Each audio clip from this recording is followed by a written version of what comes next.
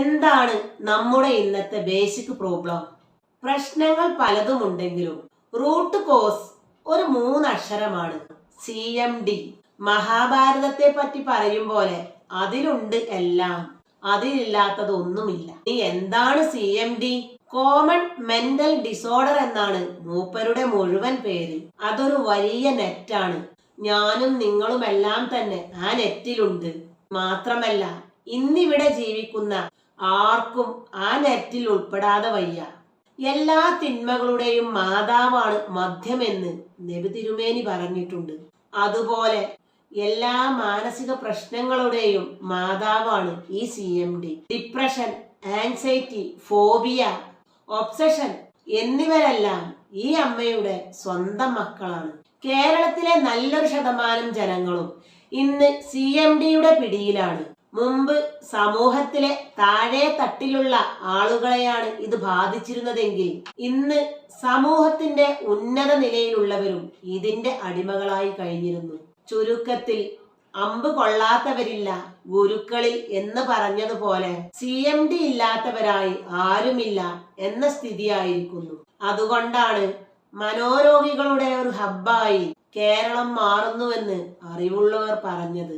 പുറമേക്ക് ലക്ഷണങ്ങൾ ഒന്നും കാണില്ല, സ്വഭാവത്തിലോ പെരുമാറ്റത്തിലോ ഒരു വ്യത്യാസവും അനുഭവപ്പെടുകയില്ല, ചികിത്സിക്കേണ്ട അവസ്ഥയും ഉണ്ടാവില്ല.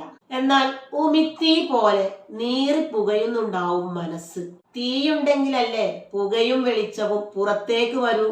എന്നാൽ ഇതൊട്ട് കത്തുകയുമില്ല, കത്തി തീരുകയുമില്ല എന്ന് പറഞ്ഞ അവസ്ഥ.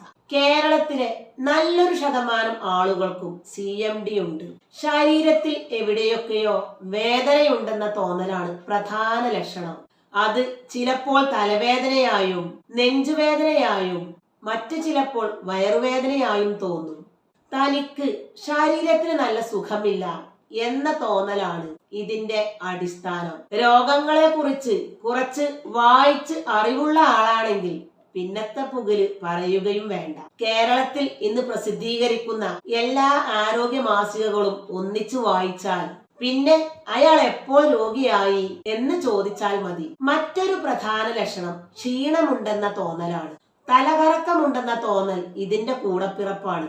മനസ്സിന് പ്രയാസമുണ്ടാക്കുന്ന കാര്യങ്ങൾ കാണുകയോ കേൾക്കുകയോ ചെയ്യുമ്പോഴാണ് ഇത് കൂടുതലാവുന്നത്. ക്ഷീണം തോന്നാൻ നമ്മുടെ സ്വന്തം പ്രശ്നങ്ങൾ തന്നെ വേണമെന്നില്ല. കാലത്ത് നന്നായി ഒന്ന് പത്രം വായിച്ചാൽ തന്നെ മതി. എന്തോ അപകടം സംഭവിക്കാൻ പോകുന്നുണ്ട്, മാരകമായ എന്തോ രോഗം തന്നെ പിടികൂടിയിട്ടുണ്ട്, മരിക്കാൻ ഇനി അധികകാലമില്ല എന്നിവയൊക്കെയാണ് ഇതിന്റെ പതിവ് സ്റ്റൈൽ. ഈ അവസ്ഥയിൽ നിന്നുണ്ടാവുന്ന നിസ്സഹായത കോപമായി മാറുന്ന അവസ്ഥയാണ് മറ്റൊരു ലക്ഷണം. തൊട്ടതിനും പിടിച്ചതിനും ഒക്കെ ദേഷ്യം, എല്ലാ കാര്യത്തിലും കുഴപ്പം കാണുക, അനവസരത്തിലുള്ള മുൻകോപം എന്നിവയെല്ലാം ഇതിന്റെ ബൈ പ്രോഡക്റ്റുകളാണ്. നിസ്സാര കാര്യത്തിൽ പോലുമുള്ള അതീവ ഉത്കണ്ഠയാണ് CMD. മക്കളെ ചൊല്ലി മാതാപിതാക്കൾക്കുള്ള ബേജാറിന് ഈ ലോകത്തോളം തന്നെ പഴക്കമുണ്ടല്ലോ. സ്കൂൾ ബസ് വഴിയിൽ അപകടത്തിൽ പെടുമോ എന്നതിൽ തുടങ്ങി അവരുടെ വിദ്യാഭ്യാസം, ജോലി, വിവാഹം എന്നിങ്ങനെ അത് പടർന്ന് പന്തലിച്ചു പോവുകയാണ്. ഭർത്താവിന് സ്ഥലം മാറ്റം കിട്ടുമോ, ജോലി പോകുമോ എന്നിങ്ങനെ ഭാര്യമാർക്കും, കുടുംബ ബജറ്റ് എങ്ങനെ രണ്ടറ്റം കൂട്ടിമുട്ടി എന്ന പേടി ഭർത്താക്കന്മാർക്കും വിട്ടൊഴിഞ്ഞ നേരം ഉണ്ടാവില്ല.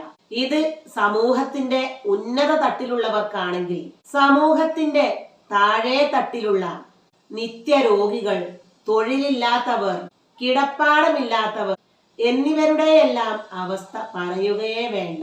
അവർക്ക് ആധിയൊഴിഞ്ഞ നേരമുണ്ടാവില്ല. അവരുടെ മനസ്സിൽ സദാസമയവും ആൻസൈറ്റി ആയിരിക്കും. ഈ പേടിയെല്ലാം കൂടിക്കൂടി ഒടുവിൽ വലിയൊരു പേടിയായി മാറുന്നതാണ് ഫോബിയ. പുഴകൾ ചേർന്ന് കടലായി തീരും പോലെ. ഇതിന്റെയൊക്കെ ഫലമായി കടുത്ത ഡിപ്രഷൻ ഉണ്ടാവുന്നു. ആ ഡിപ്രഷൻ പിന്നീട് കടുത്ത ഒബ്സഷനായി ഒരു ഒഴിയാബാധയായി നമ്മെ പിന്തുടരുന്നു.